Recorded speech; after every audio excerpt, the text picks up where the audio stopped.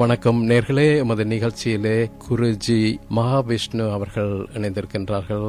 அவர் தற்பொழுது மெல்பர்னுக்கு பயணம் மேற்கொண்டு மெல்பர்ன் மக்களை சந்தித்து அவர்களுக்கான சில அறிவுரைகளை வழங்கி கொண்டிருக்கின்றார். மதுரை நகரை ஆண்டிய அலங்காநல்லூர் என்னும் கிராமத்திலே பிறந்து வளர்ந்தார். பிறந்தவுடனே தனது வாழ்வு தனக்கானதும் தன் குடும்பத்துக்குமானது அல்ல, எங்கெல்லாம் ஒரு உயிர் பசியில் துடிக்கின்றதோ அந்த உயிர்களுக்கெல்லாம் நான் தான் பொறுப்பு என்று அன்றே தனது ஆழ்மனதில் உறுதிமொழி எடுத்துக்கொண்டாரோ என்னவோ இன்று வரை அந்த கூற்றுக்கு சான்றாக வாழ்ந்து வருகின்றார். அரச பள்ளியில் படித்த மகாவிஷ்ணு அவர்கள் பள்ளி பருவங்களில் அனைத்து பாடங்களில் முதல் மதிப்பெண் மட்டுமே பெற்று வந்தார். படிப்பின் மீது எவ்வளவோ ஆர்வமோ அதுபோல கலைத்துறையிலும் அவரது ஆர்வமும் திறமையும் அதிகமாகவே இருந்தது. இதன் விளைவாக பேச்சு போட்டி, கட்டுரை போட்டி, கவிதை போட்டி, நாடகம் என பள்ளிகளில் நடக்கும் அனைத்து கலை இலக்கிய விழாக்களிலும் சிறந்து விளங்கினார். இதன் நீட்சியாக தனது மிடலை பருவத்தில் தமிழ் தொலைக்காட்சிகளின் பட்டிமன்றங்கள் மற்றும் நகைச்சுவை நிகழ்ச்சிகளில் பங்கு பெற்று தனது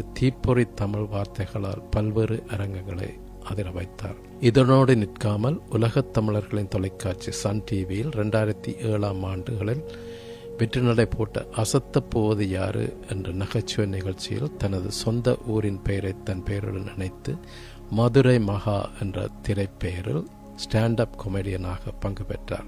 பங்கு பெற்ற முதல் நிகழ்ச்சியிலேயே அசத்தல் மன்னன் என்ற விருதை தட்டிச் சென்றார். அதன் பின் அவர் சன் டிவியில் தோன்றும் ஒவ்வொரு வாரமும் தனது நகைச்சுவை கலந்த பேச்சால் உலகத் தமிழர்களை மகிழ்ச்சி கடலில் ஆழ்த்தியிருக்கின்றார்.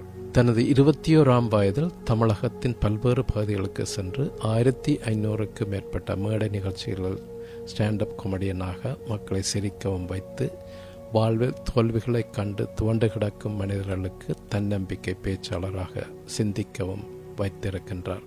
இவற்றையெல்லாம் விட்டுவிட்டு ஆன்மீக பாதையில் சென்று கொண்டிருக்கும் குருஜி மகாவிஷ்ணு அவர்களை இப்பொழுது சந்திப்போம். வணக்கம் குருஜி மகாவிஷ்ணு அவர்களே. குருவே சரணம். வணக்கம் ஐயா, எப்படி இருக்கீங்க? நாங்கள் சுகமாக இருக்கின்றோம். நீங்கள் எப்படி இருக்கின்றீர்கள்? இறையருள் நல்லா இருக்கேன். உங்கள் நேயர்கள் அனைவருக்கும் பரம்பொருள் அறக்கட்டளையின் சார்பாகவும் தமிழ்நாட்டு மக்களினுடைய சார்பாகவும் இந்திய மக்களின் சார்பாகவும் வாழ்த்துக்களையும் வணக்கங்களையும் தெரிவித்துக் கொள்கிறேன். மகிழ்ச்சி. நன்றி ஐயா. அதாவது நீங்கள் மெல்பர்னுக்கு முதல் தடவையாக வந்திருக்கின்றீர்களா? இல்ல, இது 3வது டைம் 4வது டைம் 4th டைம் இருக்குங்க. அப்படியா?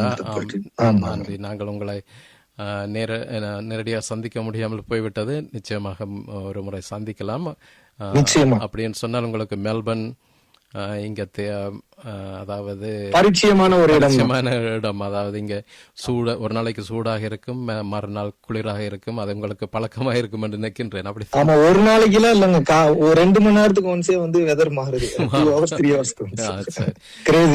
சரி சரி சரி. நான் ஆரம்பத்திலே குறிப்பிட்டது போல நீங்கள் இள வயதிலே இந்த ஒரு கலை ஒரு நடிகராக உங்களது வாழ்க்கையை ஆரம்பித்திருந்தீர்கள். ஆனால் தற்பொழுது மிகவும் ஒரு சிறு வயதிலேயே நீங்கள் அதாவது ஆன்மீக துறையிலே மக்களுக்கு உங்கள் அறிவுரைகளை வழங்கி மத சமூகம் முன்னேற வேண்டும் என்று சொல்லி, அதாவது மனநிலையிலே முன்னேற வேண்டும் என்று சொல்லி ஒரு முயற்சியிலே ஈடுபட்டிருக்கிறீர்கள் என்று நினைக்கின்றேன். அப்படித்தானே குருஜி? முன்னாடி நடிகராக இல்ல, நகைச்சுவையாளனாக ஒரு ரியாலிட்டி ஷோல இருந்தேன். அப்ப அதுல இருந்து வாழ்க்கை பயணம் தொடர்ந்து அப்புறம் எதிர்பாராத விதமாக ஆன்மீகத்தால் இழுக்கப்பட்டு அப்புறம் இப்ப வந்து உபதேசங்களை உலகமெங்கும் இருக்கக்கூடிய தமிழ் மக்களுக்கும் மற்ற மொழிகளை பேசக்கூடிய மக்களுக்கும் இந்த நம்ம தமிழ் வழி சார்ந்த சித்தர்கள் சார்ந்த மெய்ஞான கல்வியை, குவாண்டம் சயின்ஸ ரொம்ப தெளிவா வந்து இக்கால சூழ்நிலைக்கு தகுந்தாற் போல நம்ம அதாவது ஆன்ஷியன்டா பழமையான கருத்துக்களை மாடர்ன் ட்ரெண்டோட சேர்த்து சொல்லக்கூடிய அந்த அற்புதமான வாய்ப்பை வந்து இறைவன் வந்து வழங்கி இருக்கிறார். அது சிறப்பா போயிட்டு இருக்கு. ஆமாம், அதாவது ஒரு நகைச்சுவை அதாவது ஸ்டாண்ட் அப் காமெடியனாக இருந்தீர்களா? ஆமா, ஸ்டாண்ட் அப் காமெடியனாக. சரி.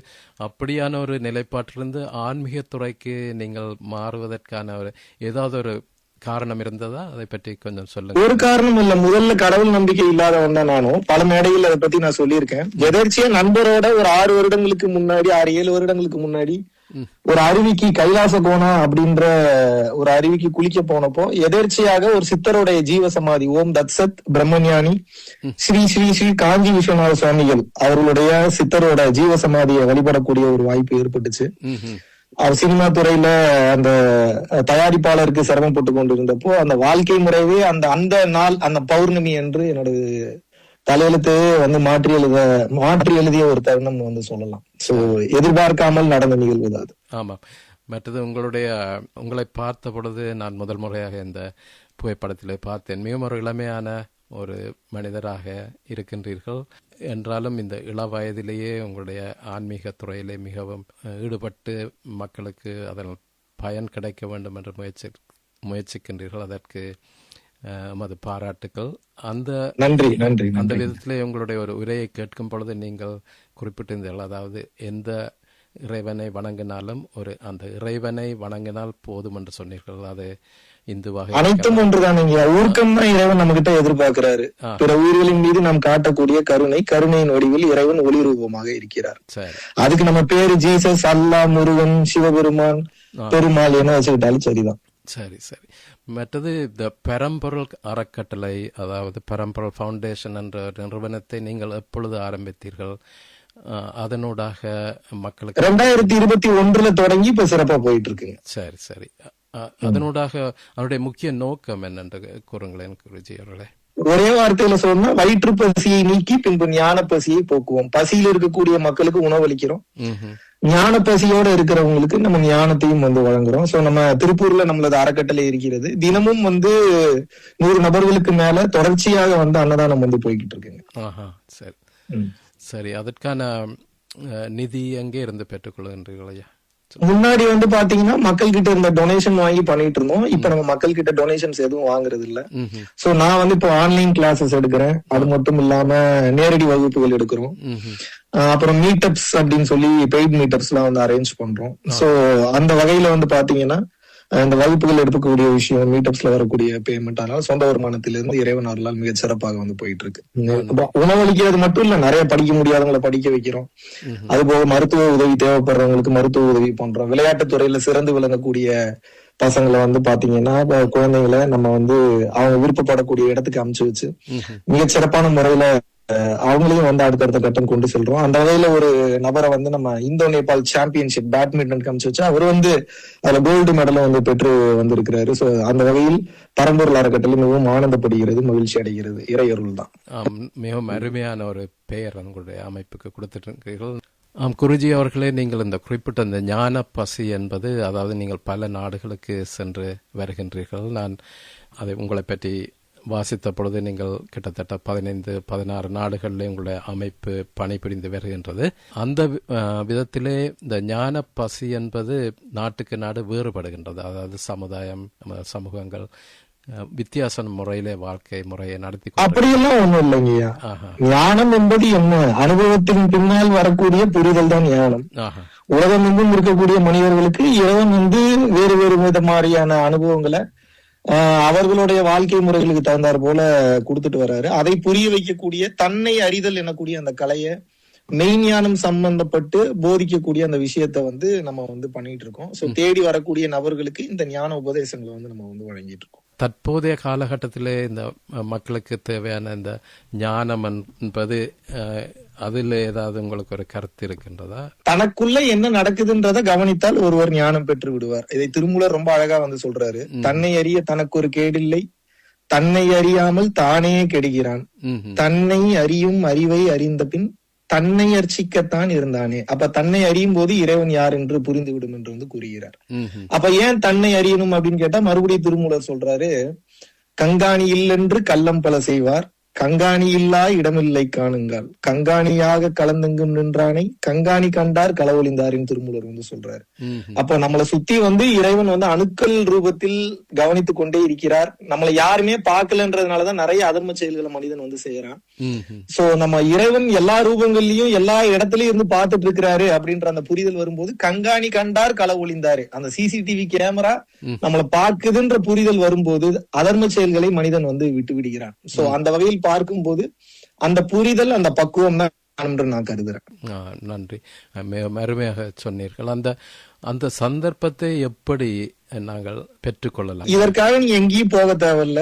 தியானம், தவம் எல்லாம் கூட 2வதுதான். உங்க வாழ்க்கையில உங்களுக்கு நடக்கக்கூடிய சம்பவங்களை, உங்கள் மனதில் எழக்கூடிய எண்ணங்களை கவனிக்கணும். நீங்க கவனிக்க கவனிக்க கவனிக்க கவனிக்க உங்களுக்கு அனைத்து பிரபஞ்ச ரகசியங்களும் தானாக புரிய வரும். பிறரை கவனிப்பதை விட்டுவிட்டு முதலில் தன்னை கவனிக்க வேண்டும், தன்னை ஆராய்ச்சி செய்ய வேண்டும். தன்னை ஆராய்ச்சி செய்யும் போது இந்த உலகம் எப்படி செயல்படுகிறது அப்படின்ற அந்த தத்துவத்தை நாம் மிகச் சிறப்பாக தெளிவாக நாம் புரிந்து கொள்ளும். மிகவும் அருமையாக சொன்னீர்கள். அப்படி தன்னை அறிந்த பின் ஒவ்வொருவரும் அதற்கு ஏற்ற மாதிரி தமது வாழ்க்கை முறையை மாற்றிக்கொள்ள வேண்டும் என்ற ஒரு நிலைப்பாடு இருக்கின்றதா? மாற்றிக்கொள்ளணும் அப்படின்றது எந்த நிர்பந்தமும் இல்ல. இப்ப நான் கடல்ல போகணும் அப்படின்னா ஷிப் வந்து அவசியமாகுது, இல்ல படகு அவசியமாகுது. ரோட்ல போகணும்னா நடந்தும் போலாம், கார்ல போலாம், பஸ்ல போலாம். அது போல நீ இப்படி இதுக்கு வர்றதுக்கு இப்படித்தான் இருக்கணும் அப்படின்ற அவசியம் எதுவும் இல்ல. எப்படி இருக்கணும்ன்ற அந்த புரிதல் தானாகவே அந்த பக்குவத்தில் வந்து வரும். அதுக்குதான் அதை கவனிக்கணும்ன்றது. தன்னை கவனிக்க வேண்டும், தன்னை ஆராய்ச்சி பண்ணணும், விட்னஸ் பண்ணுங்கன்னு இதனாலதான் பல ஞானியர்கள் வந்து சொல்லிட்டு போயிருக்காங்க. அதுல நம் கர்ம வினைகளை அழிப்பதற்கு ஒரு மாபெரும் மிக சிறந்த எளிய வழி வந்து தர்மம், தானம். ஏன்னா அகத்தியரே ரொம்ப தெளிவா சொல்றாரு, தர்மத்தின் வழி செல்ல செல்ல கர்மத்தின் வழி குறையும் அப்பாங்கிறாரு.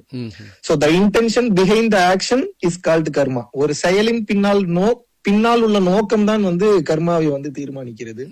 அப்ப இந்த பதிவுகளை எப்படி வந்து ஹேண்டில் பண்றது அப்படின்றத நமது வேதங்கள் நிறைய சொல்லியிருக்கு. திருவருட்பா சொல்லியிருக்கு, திருமந்திரம் சொல்லியிருக்கு, அகத்தியரோட அந்தரங்க தீட்சை வந்து சொல்லியிருக்கு, சிவானந்த பரமஹம்சரோட சித்த வேதம் வந்து சொல்லியிருக்குது. இந்த மாதிரி நிறைய வேத நூல்கள், நிறைய ஞான பொக்கிஷங்கள் வந்து வேறு வேறு ரீதியாக சொன்னாலும் அதனுடைய ஆழமான உட்கருத்து ஒன்றை மட்டும்தான் போதிக்கிறது. என்னன்னா, உங்களை நீங்க ஆராய்ச்சி பண்ணுங்க, உங்களுடைய தாட்ஸ் நீங்க கவனிங்க. ஓஷோவும் அதைத்தான் வந்து சொல்றாரு. நிறைய ஞானியர்கள் ஒரே விஷயத்த மாற்றி மாற்றி அவரவர்களுடைய அனுபவங்களுக்கு தகுந்தாற் போல வந்து சொல்கின்றாரு. அப்படி என்று சொன்னால், இப்ப நீங்கள் குறிப்பிட்டிருந்தீர்கள், நீங்கள் ஆன்லைனோடாக இந்த ஆலோசனைகளை, அறிவுரைகளை வழங்கி வருவதாக. அவ்வாறாக இருந்தால் உங்களுடைய போதனைகள் என்ன நோக்கத்திலே, என்ன ஒரு மாற்றத்தை கொண்டு வர வேண்டும் என்ற நோக்கத்தில் அதை நடத்தி வருகின்றீர்கள்? மீண்டும் அதையே தான் சொல்றேன். பிற உயிர்களின் கஷ்டத்தை உணர வேண்டும், தன்னை போல் கவனிங்கிறார் வள்ளலார். ஏன் அதை நாம் பண்ணணும் அப்படின்னா, அதை பண்ணும் போதுதான் ஒரு மனிதன் இறைநிலைக்கு உயருகின்றான். சோ பிற உயிர்களின் நலன் கருதி வாழும் போது தனக்குள் இருக்கக்கூடிய இறை துகள் தானாக வலுப்பெற்று உயர்கிறது.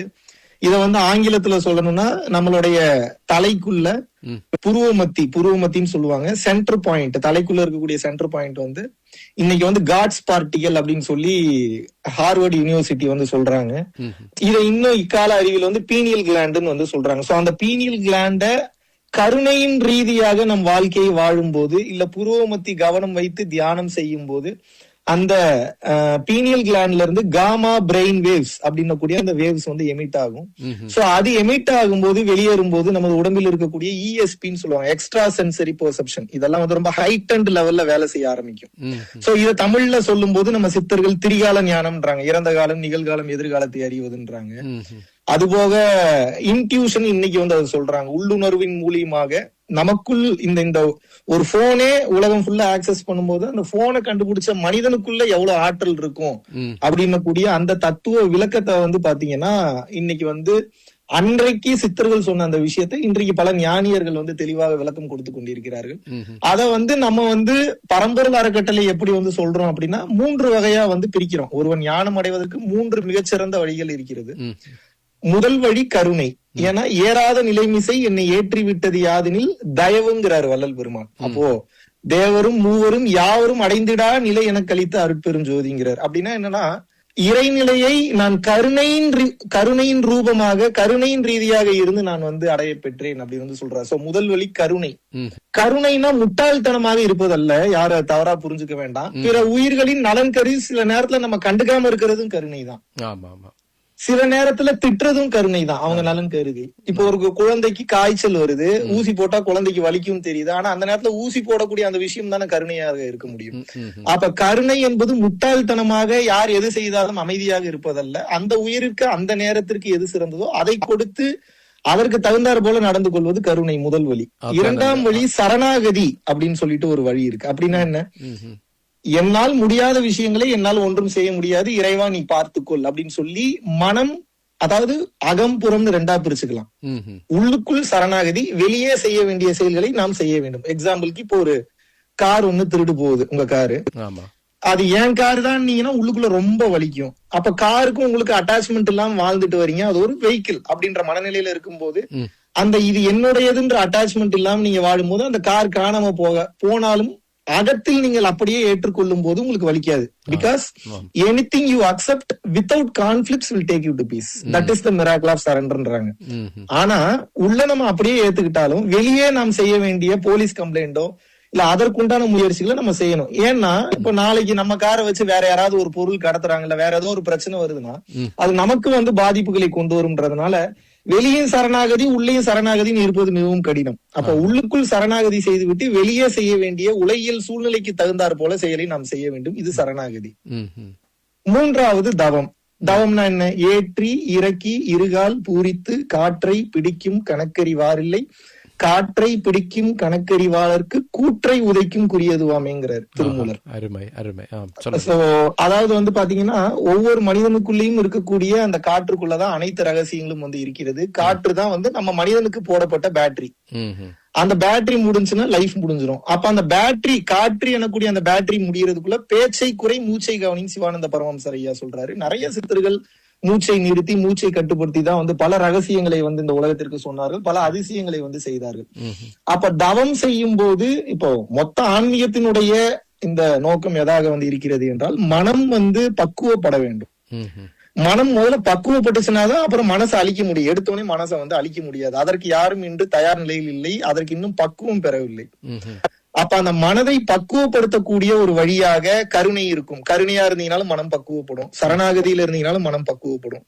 இன்னொரு வழி என்ன அப்படின்னா, இந்த ஆன்மீகம் என்றாலே மனதை நிலைநிறுத்தி பக்குவப்படுத்தி பின்பு மனதை அழிப்பதுதான்.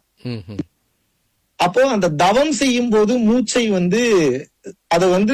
அதை எப்படி கண்ட்ரோல் பண்றது, மூச்சை எப்படி சீராக்குவது அப்படின்றதுக்கு நிறைய வகைகள் இருக்கு. வாசி யோகம் இருக்கு, குண்டலினி யோகம் இருக்கு, அதுபோக கிரியா யோகம் இருக்கு, நவகண்ட யோகம் இருக்கு, ஆனாபான சதி இருக்கு, நம்ம பரம்பொருள் யோகம் இருக்கு. நிறைய யோக முறைகள், நிறைய பயிற்சிகள் இருக்கு. இதுல ஏதோ ஒரு பயிற்சியோ ஒரு குரு மூலியமாக இல்ல உபதேசி மூலியமாக இல்ல ஒரு வழிகாட்டி மூலியமாக நாம் உபதேசம் பெற்று அதை நாம் தொடர்ச்சியாக பயிற்சி செய்து கொண்டே வரும்போது அந்த மனதை நிறுத்தக்கூடிய அந்த கலையை நம்மால் எளிமையாக கற்றுக்கொள்ள முடியும். அந்த வகையிலும் நாம் எளிமையாக மனதை நிறுத்த முடியும். சோ இந்த மூன்று வகை கருணை, சரணாகதி, தவம், இதுதான் பரம்பொருள் பவுண்டேஷனோட தாரக மந்திரமே. இந்த மூன்றை மிகச் சரியாக ஒருவர் பயன்படுத்தி கொண்டே தனது வாழ்க்கையை வாழ்ந்து கொண்டே வரும்போது மிகச் சிறப்பாக ஞான நிலை அடையலாம். இது குடும்பத்தை விட்டுட்டு போகணும்னு அவசியம் இல்ல, காட்டுக்கு போகணும்னு அவசியம் இல்ல, நம்ம பாத்தீங்கன்னா உலக வாழ்க்கையை விட்டுட்டு போகணும்னு அவசியம் இல்ல. ஒட்டியும் ஒட்டாமல் உலக வாழ்க்கையில் இருந்து கொண்டே வாழக்கூடிய பக்குவத்தை நாம் கற்றுக்கொள்ளும் போது எதன் மீதும் பற்று இல்லாமல், அதாவது இப்போ ஒரு எக்ஸாம்பிளுக்கு நீங்க தங்க செயின் போட்டுக்கலாம், நீங்க BMW கார்ல போலாம், பிளைட்ல கூட போலாம். ஆனா இதுக்கும் எனக்கும் எந்த சம்பந்தமும் இல்லை என்ற புரிதலோடு, அதாவது ஒரு தாமரை இலை மீது தண்ணீர் இருக்கும், ரெண்டும் ஒட்டி இருக்கிற மாதிரிதான் இருக்கும். ஆனா தாமரை இலையை கவுத்துட்டீங்கன்னா தண்ணி இருந்த தடமே தெரியாது. சோ அப்படி நம் வாழ்க்கையை வாழ்ந்து வர வேண்டும். அந்த நிலையில் திருவள்ளுவர் ரொம்ப அழகா சொல்றார், பற்றுக பற்றற்றான் பற்றினை அப்பற்றை பற்றுக பற்று விடற்கு. பற்றே இல்லாதவன் மீது மட்டும்தான் நீ பற்று வைக்க வேண்டும். மற்றபடி இந்த உலக பொருள்கள் மீது நீ எதன் மீது நீ பற்று வைத்தாலும் அது உனக்கு வலிவேதனையை கொடுக்கும். அதிலிருந்து உன்னால் பிரிந்து வர முடியாது. அடுத்த பிறவிகளை நிச்சயமாக நீ எடுப்பாய் அப்படின்னு சொல்றாங்க. சோ இந்த பற்று இல்லாமல் எப்படி இந்த உலக வாழ்க்கையை வாழ்ந்து கொண்டே ஞான நிலைக்கு செல்வது அப்படின்ற விஷயத்தை தான் நம்ம போதிச்சுட்டு இருக்கோம். மற்றது உங்களை பற்றி வாசிக்கும் பொழுது நீங்கள் அந்த நாங்கள் உண்ணுகின்ற உணவை பற்றி கூட சில போதனைகளை நீங்கள் வழங்குவதாக அறிகின்றேன். அதை பற்றி கொஞ்சம் பேச முடியுமா ஐயா? பசித்து புசி, தாகம் எடுத்து தண்ணி குடி, ஓய்வு மிகச் சிறப்பானது, ஓய்வு என்பது மிகவும் அவசியமானது, நல்ல தூக்கம், இது நாளும் கரெக்டா பண்ணும்போது மிகச்சிறந்த நிலைகளை ஒரு மனிதன் அடைகிறான். பசிச்சுதான் சாப்பிடணும் ஒண்ணு, தாகம் எடுத்துதான் தண்ணி குடிக்கணும் ரெண்டு, செய்கின்ற வேலைக்கு தகுந்தாற் போல ஓய்வு, அது போக தூக்கம். நைட்டு தூங்குறது 9ல இருந்து மேக்சிமம் 9:30க்குள்ள தூங்கிடணும். மிஞ்சி மிஞ்சி போனா 10, அதுக்கு மேல இருக்கக்கூடாது. ஆனா நம்ம ஆளுங்க இன்னைக்கு நிறைய பேர் நைட் வேலைக்கு போறாங்க. சோ ஹெல்த்துக்கு இம்பார்ட்டன்ஸ் கொடுக்க ஆரம்பிச்சிட்டாங்க, லைஃப் ரொம்ப நல்லா இருக்கு. இல்லைன்னா தேவையில்லாத நோய்கள் பிரச்சனைகள் நிச்சயமாக வரும். சரியான தூக்கம் இல்லாதப்போ உடம்புக்கு கிடைக்க வேண்டிய ஆகாய சக்தி என்பது இரவில் மட்டும்தான் கிடைக்கும். சோ நம்ம 9 மணி இப்போ உடம்பே வந்து பஞ்சபூதங்களினால் வந்து ஆனது. நிலம், நீர், நெருப்பு, காற்று, ஆகாயம். நிலம் அப்படின்றது வந்து நம்ம இப்போ லேண்ட்ல விளையக்கூடிய அந்த ஃப்ரூட்ஸ், வெஜிடபிள்ஸ் இதை சாப்பிடுறதுனால அந்த லேண்டோட எனர்ஜி கிடைச்சிருது. அப்புறம் நெருப்புன்றது சூரிய ஒளியில இருந்து கிடைக்குது. நீர் என்பது தண்ணீரில் இருந்து கிடைக்குது.